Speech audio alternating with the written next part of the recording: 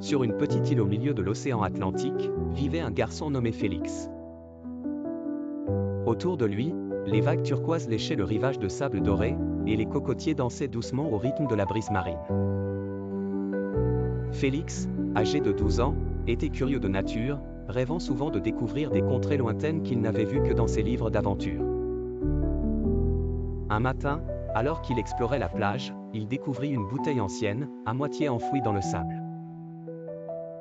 Son cœur battait la chamade en la sortant, et à l'intérieur, il trouva une carte ancienne, menant à un trésor mystérieux. Le parchemin portait des inscriptions en latin, et Félix, grâce à ses lectures, parvint à les déchiffrer. L'excitation montait en lui alors qu'il comprenait que le trésor se trouvait sur une île voisine.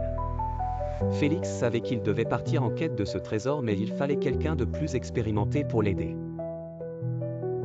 Il fit appel à son grand-père, un marin à la retraite, qui connaissait la mer comme personne.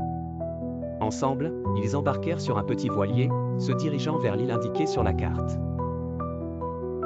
Les jours passés en mer furent remplis de découvertes inattendues, poissons lumineux, dauphins joueurs et étoiles brillantes illuminant la nuit.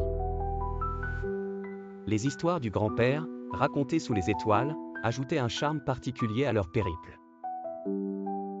Lorsqu'ils atteignirent enfin l'île mystérieuse, ils furent confrontés à de multiples énigmes. Les indices étaient cachés dans des grottes, sous des cascades, et même dans les racines des arbres gigantesques. Chacun de ces défis nécessitait de la collaboration entre Félix et son grand-père, renforçant davantage leurs liens.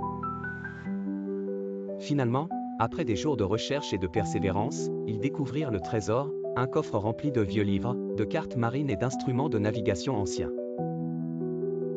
Félix comprit alors que le véritable trésor n'était pas l'or ou les bijoux, mais le savoir et l'aventure partagée avec son grand-père. En rentrant chez eux, Félix se sentait changé, plus mature et reconnaissant pour l'expérience vécue. Le véritable voyage de Félix venait de commencer, car il avait appris que l'esprit d'aventure et de découverte le suivrait partout où il irait.